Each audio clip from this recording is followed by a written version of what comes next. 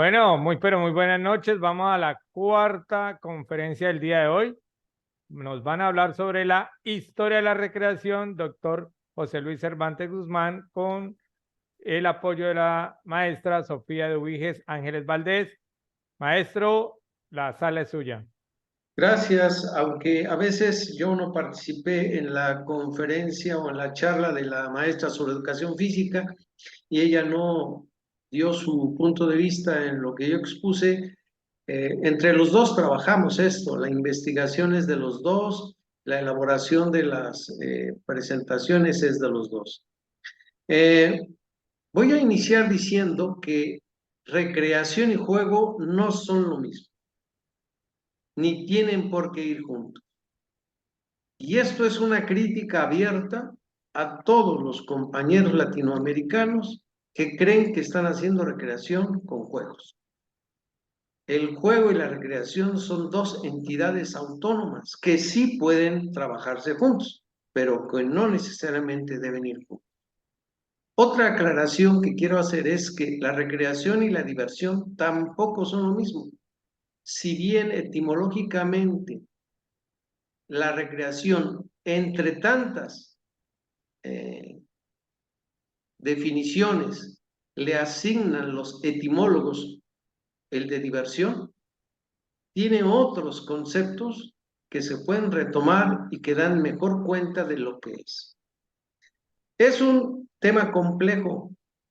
Por ahí les recomiendo que busquen mi nombre y busquen en Google José Luis Cervantes Guzmán y busquen una exposición llamada Falacias de la Recreación.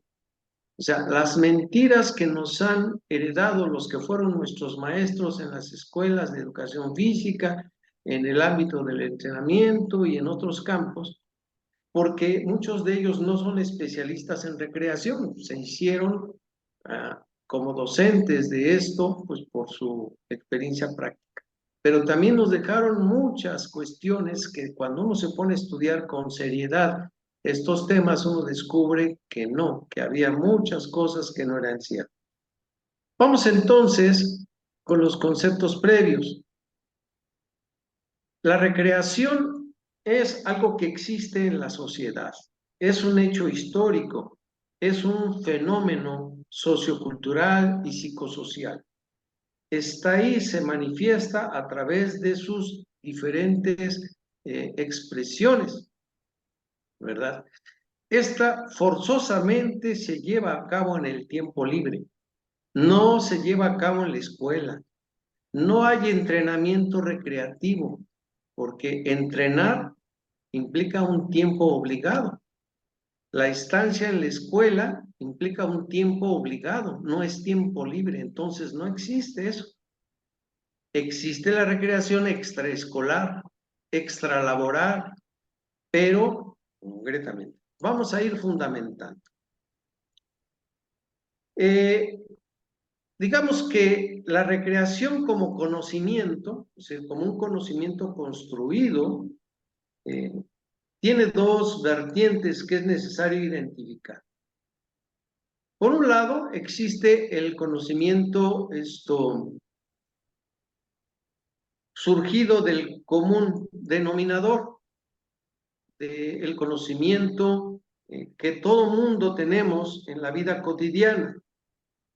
Un conocimiento recreativo doxa. Doxa quiere decir basado en la opinión, en lo que yo creo, y un conocimiento recreativo basado en la ciencia, en la episteme o episteme. Uno es del mundo sensible, de la experiencia, y otro es del mundo inteligible, razonado, reflexionado. Y los dos tipos de conocimiento de la recreación, si le preguntamos a una persona que no es especialista, seguramente nos va a decir, recreación es juego, recreación es diversión, recreación es echar relajo.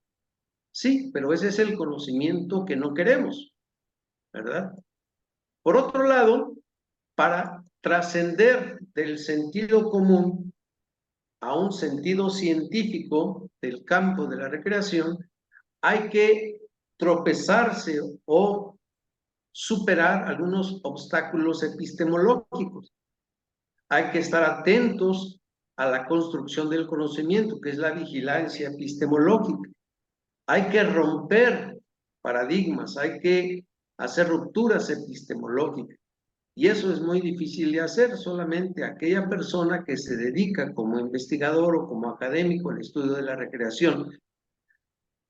Sí, la bandera de la práctica está muy presente, pero también la investigación es práctica. Es una forma de práctica, no solamente la práctica de estar corriendo, saltando. Hay una práctica médica, hay una práctica del psicólogo, hay una práctica política. A veces creemos que la práctica es nada más hacer ejercicio, actividad física. No, son formas de práctica.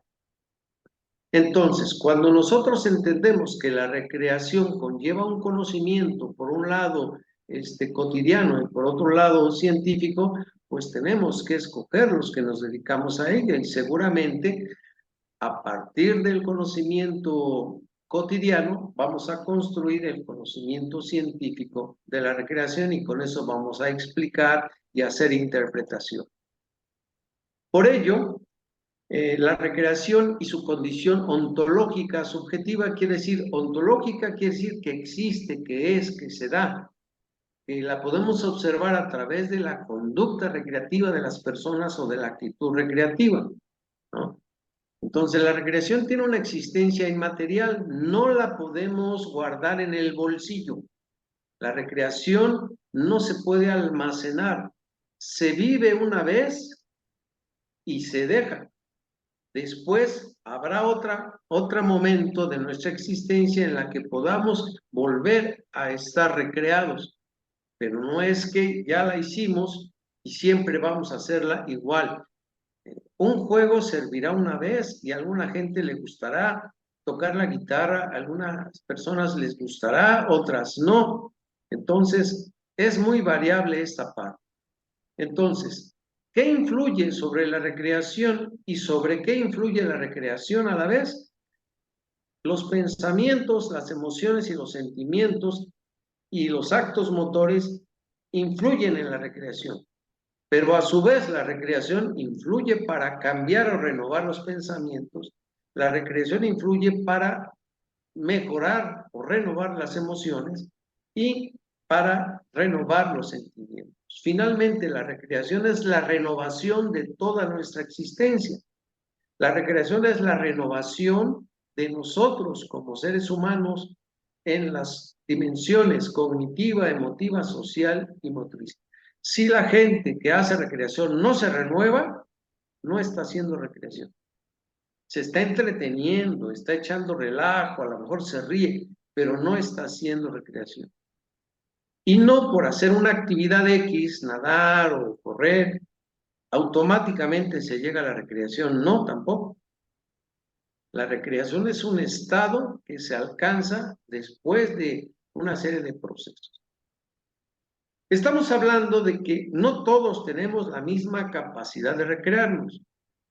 A esa capacidad subjetiva de recrearnos se le llama, o yo le llamo en mis obras, recreabilidad.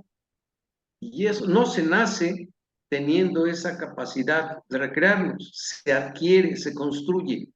Entonces, para que una persona se pueda recrear sola, sin necesidad de un líder, de un maestro, porque no vamos a tener a esa persona toda nuestra vida, necesitamos aprender a recrearnos, a disfrutar la vida. Entonces necesitamos desarrollar la capacidad de recreabilidad.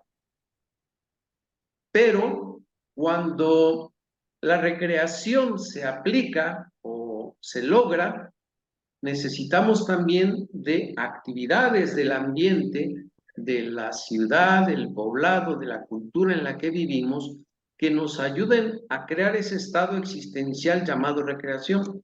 A esas actividades se les llama comúnmente recreativas, pero son, entre comillas, potencialmente recreativas, porque más bien son actividades socioculturales y a la vez comportamientos que al realizarlos pueden que lleguemos a renovarnos o a recrearnos, pero no necesariamente. Entonces la recreación es una condición a la que se llega después de participar en ciertas actividades socioculturales en el tiempo libre. pero no siempre se logra. Puedo decir algo aquí, que estamos entre adultos. La recreación es como llegar a tener un buen orgasmo. ¿Sí? La recreación es como enamorarse. No nos enamoramos a cada rato y a veces ni siquiera tenemos buenos orgasmos. Entonces, la recreación no es cualquier cosa. No cualquiera que pone un jueguito, una canción, ya está haciendo recreación. Esa es una mentira que nos han hecho creer. La recreación es un estado existencial, emocional, mental, corporal, a la que se llega después de haber hecho algunas actividades, no todas. ¿No? Eso es un paradigma completamente diferente al que se conoce. Y algunos compañeros latinoamericanos estudiosos de esto, pues ya lo han dicho. Aquí, por ejemplo, tenemos varias manifestaciones de la recreación a lo largo de la historia. Ahora, ¿la actividad que están haciendo por sí misma es recreación? No. La recreación es el resultado de esta manifestación. La recreación es el resultado de este juego de pelota. La recreación es el resultado de haber paseado en bicicleta. Pero cada una de estas mujeres que paseó en bicicleta no necesariamente llegó al estado de recreación. Una a lo mejor se aburrió, le lastimó el cojín de la bicicleta y no llegó a un estado de recreación. Aquí si uno se lastima en el juego de pelota maya o Poctapoc o Tlaxtli en el centro de con los aztecas, no necesariamente si se lastimó ya no, se acabó, se rompió el proceso de convertirse en recreación. Y así en cada una de las manifestaciones. Esta parte objetiva de la recreación es sumamente importante, sí, pero va unida a la anterior. Entonces, a esta parte objetiva de la recreación, que son los medios con los cuales se llega al estado de recreación, se le llama recreatividad. Y la unión de recreatividad, que es la parte externa, la parte social, cultural, y la recreabilidad, forman precisamente la verdadera recreación o recreación auténtica, que no cualquiera llega a ella. A lo largo de la historia, a la recreación se le ha confundido con renovación, que es el término etimológico más apropiado, a veces con diversión, pero el término, la etimología de diversión viene de divere o divertire, que significa básicamente distraerse. En recreación no nos vamos a distraer, o sea, la atención la vamos a fijar en la vivencia recreativa. A veces se confunde con el deleite o con el placer. Por sí mismo el deleite y el placer no son recreación. La risa por sí misma no es recreación. Que en un estado cumbre, en una situación cumbre de recreación, puede haber deleite y puede haber placer. Si seguimos con la analogía de que la recreación es como un buen orgasmo, a veces hay mucho deleite, hay mucho placer, no necesariamente diversión. Sí, habrá parejas que a lo mejor se distraen, se ríen, pero ya es muy particular. Y confunden a la recreación con la alegría. Cuando una persona pone juegos y los alumnos están alegres y todo, tal vez él mismo se diga, ay, qué buen recreador soy. Pues no. La alegría es una emoción que se puede tener con o sin recreación. También a la recreación hay que considerarle su carácter de refrescarse, de renovarse, de reanimarse, de restablecer sus procesos mentales, de crear de nuevo. Todas estas son, al igual que renovarse, son términos más apropiados, menos el de diversión. Además, yo he estudiado esto desde hace muchos años, desde 1976 a la fecha, y no he encontrado un estudio serio sobre la diversión.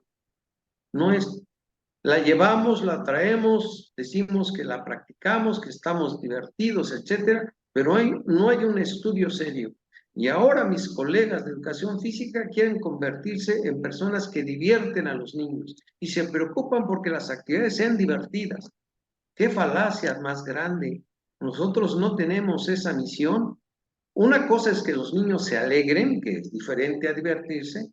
Una cosa es que los niños disfruten o gocen, a diferencia que se diviertan. Es muy distinto el concepto. Los norteamericanos, que fueron los originarios, los primeros pobladores de Norteamérica, que fueron los creadores de la recreación, tienen un término para diversión que es FUN, fun, y pusieron también el movimiento recreativo y no los confunden.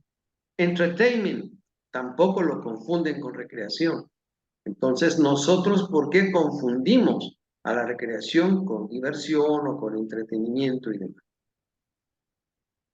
Ahora también, bueno, obviamente la recreación, pues tiene sus raíces etimológicas, ¿verdad? Y resulta que el término recreación se ha empleado desde 1700, pero no es lo mismo el término que el concepto. El concepto es una representación mental y el término es un signo lingüístico. En ese sentido, se puede utilizar la recreación con muchos significados y ahí viene uno de los problemas. Por ejemplo, aquí en este esquema, en esta gráfica, perdón, ya me pasé. Una vista del uso de la recreación desde hace 300 años. Desde 1708 a 2008, que es el periodo, fíjense cómo se ha usado, donde están los picos es donde más se ha usado. Pero imagínense el diferente significado que el término recreación tiene. Algunos autores dicen que es un término inapropiado porque tiene tantos significados que cualquiera lo confunde. Entonces, los especialistas en recreación tenemos que puntualizar. Y no solamente sucede esto con la recreación, con muchos conceptos. A esto se le llama connotación y denotación lingüística. Ahora, la recreación siempre ha estado ligada a fiestas, danzas, juegos rituales, etc. Aquí una muestra de esa liga. Por ejemplo, en la civilización incaica, desde la antigüedad, bueno, se utilizaban también una serie de rituales, una serie de ceremonias, donde había manifestaciones parecidas a las que ahora conocemos como recreación. Lo mismo en la civilización maya, lo mismo en la civilización azteca. Los españoles llegan al Nuevo Mundo en 1492 con Cristóbal Colón, y después llega Cortés y llegan otros que en la parte del centro de América y Sudamérica, pues van colonizando o van creando virreinatos. Ellos traen sus propias formas de manifestarse, que en esencia son formas de ocio, ¿verdad? Que después, bueno, se convierten en recreación. Y por eso a veces las prácticas culturales de cierto tipo se confunden con recreación. Tal vez sean una parte de, pero no son la recreación. Aquí hay un ejemplo, por ejemplo, redundé, de las danzas y juegos incaicos, las fiestas, como se les dice en quechua. Y esto es importante que cada pueblo pues lo conozca. No me dio tiempo de averiguar en los grupos étnicos colombianos cómo es que se les dice a estos tres conceptos, incluso el de recreación, pero ya me dará tiempo porque todo eso es algo que tenemos que saber. Por ejemplo, en maya, pues les decían de esta otra manera y tenían sus manifestaciones que a la vista de una persona contemporánea, mira, están haciendo recreación, pero era un ritual, era una ceremonia de iniciación. Y, por ejemplo, entre los aztecas o mexicas, Cuando venían de Aztlán, Huitzilopochtli les dice, de aquí en adelante se van a llamar, eran aztecas, de aquí en adelante se van a llamar mexicas. Entonces cambian porque su deidad les dice que van a cambiar de nombre y se van a establecer en lo que originalmente les habían predestinado, que era en un islote. Ellos batallan mucho, pero bueno, en su fiesta se dice de esta manera, el mitote o el mitotl era una fiesta, pues donde había mucha celebración, tomaban pulque, tocaban el teponazcle, un tamborcito, la flauta y danzaban, pero todo era respecto a deidades. También tenían un juego como una cruz, el que está aquí abajo, que es como el juego de las damas, pero en cruz, que era el patoli, había 52 casillas que equivalía a un periodo histórico importante. Más recientemente, en quechua, en maya y en náhuatl, así se les llama a la recreación, a la alegría, a la diversión, al gozo, al regocijo, a la reconstrucción, a la reanimación. Como ven, aunque estos términos se utilizan algunos como definidores del concepto de recreación, en lengua náhuatl, me estoy refiriendo al náhuatl clásico, porque hay muchas variedades, se le decía de esta manera. Aquí me apoyó mi maestra de náhuatl para ayudarme a esclarecer algunos términos. La recreación es hija del ocio, porque decimos, ¿de dónde nace la recreación? La crearon los griegos, ¿no? Los griegos crearon el ocio, pero no la recreación. Aunque existiera el concepto, no era la recreación que conocemos actualmente. Entonces, ¿de dónde surge y por qué decimos que la recreación es hija del ocio? Bueno, pues porque el ocio, voy ahora a retomar el tema de ocio para explicar por qué el ocio es el padre de la recreación. En la época prehistórica, pues había pintura rupestre, danza ritual, juego ritual y muchas actividades físicas para la sobrevivencia. En la época griega, y me salto a algunas otras civilizaciones, los griegos tenían un término para decir ocio, que era escolé, y uno contrario para decir lo que no era ocio, que era ascolé. Los romanos retoman la idea, pero con otros términos. Para los romanos, el ocio era el otium y lo contrario era el negotium. No eran iguales porque los griegos le daban al scolé una vinculación con la paideia para la autoformación del ciudadano griego. En cambio, los romanos era más para sí la diversión del pueblo, y aquí sí diversión y ocio, o cierta forma de ocio, sí están muy vinculados. Por ejemplo, para la Edad Media, bueno, de aquí surge el otium populi, que era el ocio del pueblo, que era diferente al ocio de las clases sociales altas, senadores y demás de la Roma imperial. Eran diferentes. El ocio en la época feudal, el ocio caballeresco fue uno de los más importantes, que se distingue del ocio de los reyes y del ocio de la corte, aunque los caballeros formaban parte de la corte, pero era una clase social intermedia. Pero también los siervos y los campesinos tenían su propio ocio. En la época antigua, por ejemplo, reinaba la racionalidad mitológica. En la época medieval, la racionalidad teológica. Todo estaba en razón de Dios y de la iglesia, que era el poder detrás de los reyes. En la época, después viene el Renacimiento, la Ilustración, y aquí hay una renovación, porque viene el primer ocio humanista. Actualmente se habla de un ocio humanista por el lado del Instituto de Ocio y Desarrollo Humano de Bilbao, España, donde tienen el doctorado en ocio. Y en América, solamente Brasil tiene un doctorado en ocio. No existe en Latinoamérica doctorado en recreación, y solamente hay un doctorado en ocio en Brasil. De ahí en fuera no hay. En México hay maestrías, en Colombia hay muchas maestrías, en Venezuela hay maestrías en recreación, en Argentina, en Uruguay, pero doctorados no hay todavía, hay que crearlos.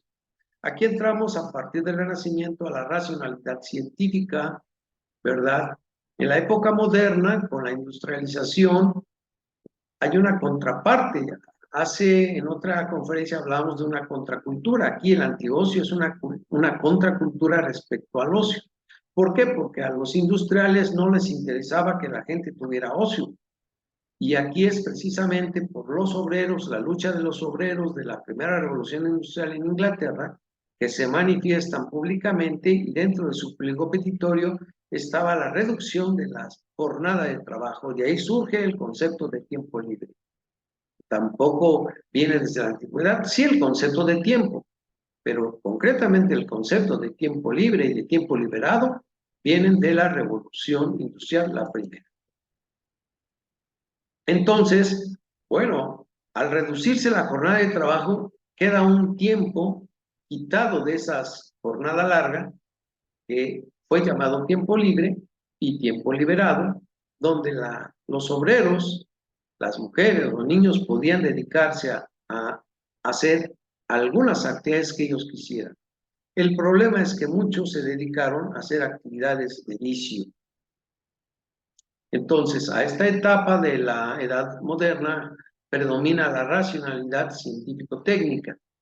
Luego viene pues el ocio moderno, donde esas actividades de vicio que hacían en el tiempo libre como formas de ocio, los especialistas le llamaron ociosidad, porque es la parte negativa del ocio.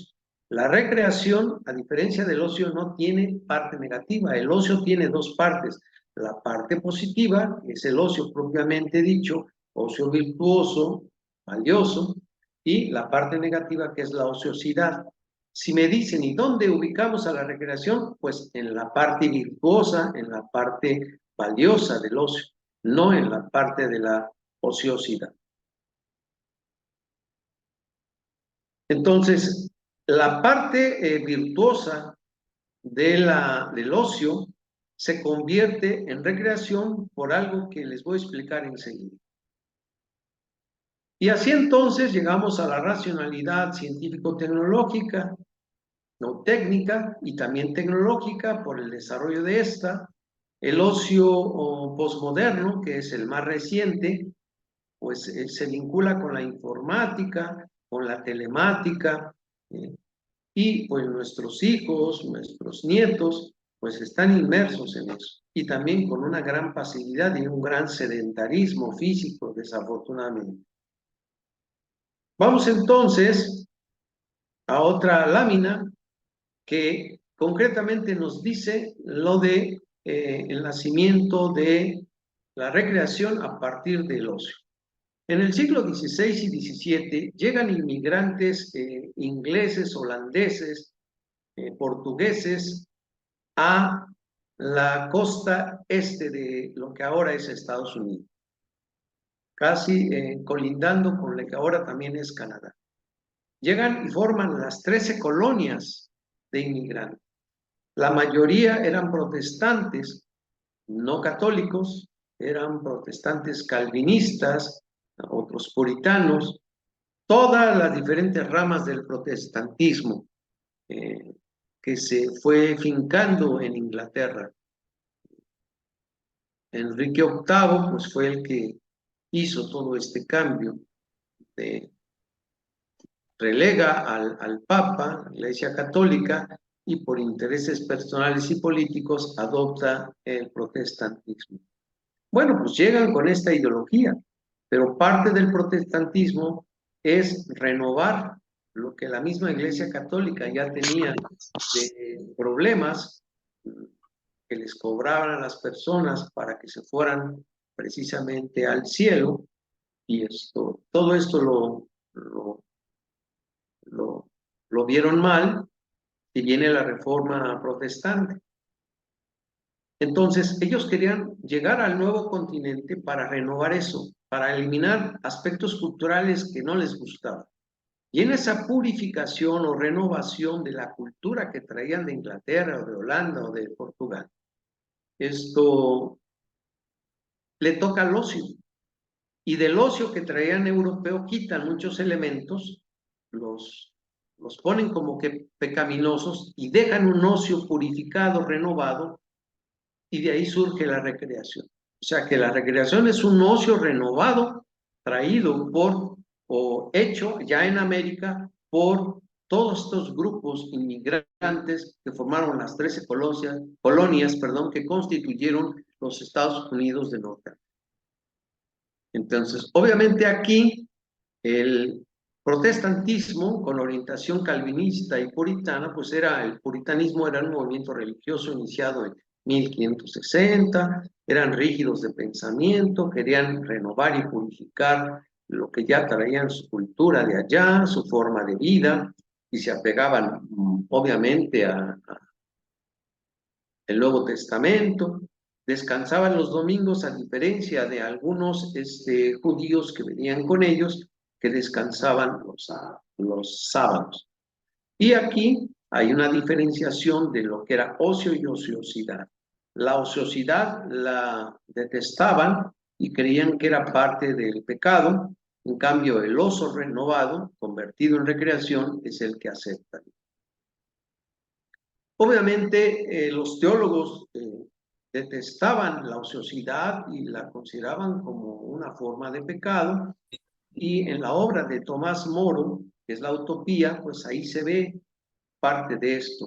También otro pensador religioso, John Knox, pues también opinaba igual que Tomás Moro.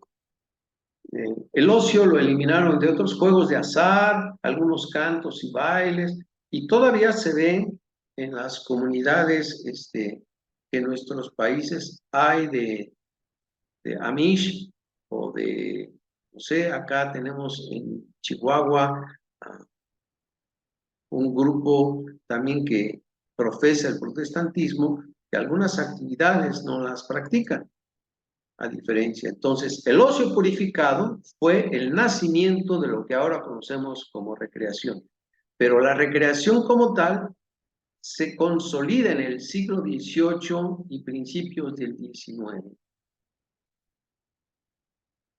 Entonces, todos estos factores de la cuestión religiosa, de subsistencia, centrado en el trabajo duro y que tenían el sábado, el domingo de descanso dado por Dios para la renovación y volver al trabajo, era lo más importante. Realmente el ocio, aunque fuese purificado, nada más lo practicaban el domingo y es un rato después de sus ceremonias litúrgicas.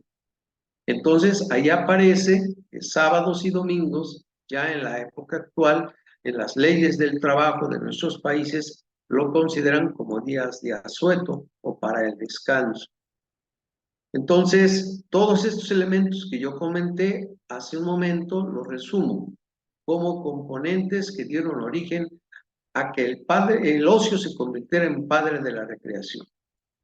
Obviamente el tiempo libre, decía hace un rato, aparece con la revolución industrial porque los obreros se manifestaron y al reducir la jornada de trabajo aparece. Fíjense bien, aquí el tiempo libre entre los puritanos era sábado y domingo. No le llamaban tiempo libre, sino era un tiempo dedicado a Dios. Ya en la revolución industrial a estos espacios, sábado y domingo y las vacaciones, le empezaron a decir tiempo libre y cada país les llama de alguna manera, días de asueto, vacaciones pagadas, etc. Incluso en esta revolución industrial se hablaba los socialistas utópicos como Saint-Simon, Owen, Fourier y en este caso Marx, que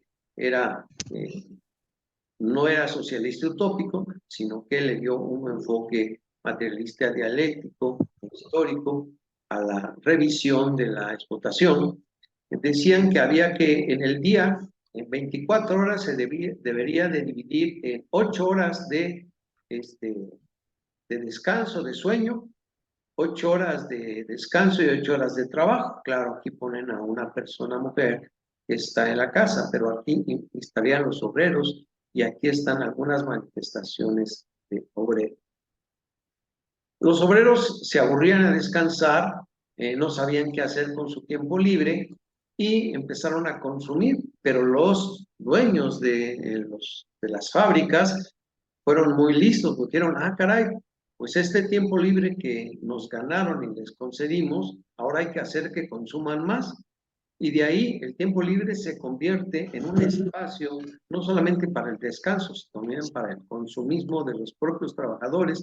Por lo tanto, se enajenaban más, porque la enajenación desde el punto de vista de Marx era que yo, trabajador, hice unos zapatos en la fábrica a un menor costo y luego los compro a un mayor costo. Ahí está la enajenación económica de la que hablaba Marx. Obviamente el tiempo libre se legisla en todos los países y en cada país hay una ley del trabajo donde está incluido el tiempo libre. No es un capricho de sociólogos ni nada, es por ley, a todos nos toca descansar. En México todavía estamos con la idea de que se va a reducir la jornada de trabajo de 48 a 40 horas. Aquí hay pues diferentes aspectos relacionados ya con la recreación vinculada con el tiempo libre, siglo XIX y siglo XX, y cómo estos elementos nos permiten desde los gobiernos, las poblaciones, las universidades, entender que esto es un fenómeno sumamente importante. Incluso toda actividad física que no se hace en la casa o que no se hace en la escuela como parte de la sesión de educación física o en el trabajo, se hace en el tiempo libre. Por eso es tan importante y nosotros tenemos que ser expertos en eso. Ahora, ¿qué países latinoamericanos han desarrollado más su trabajo académico y de formación en recreación? Desde mi punto de vista, son los que están básicamente en azul.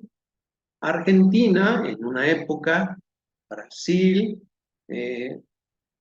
trabajó mucho sobre recreación. Ahora su línea es el ocio, el hacer, como ellos le llaman. Canadá, obviamente, Colombia, Estados Unidos, que es la potencia en recreación. Casi en toda universidad norteamericana hay un doctorado en recreación, igual en Canadá, México y Venezuela. Si no nombro a Perú o a Uruguay, otros países, Chile, no tengo información al respecto, pero ustedes me pueden corregir, por favor.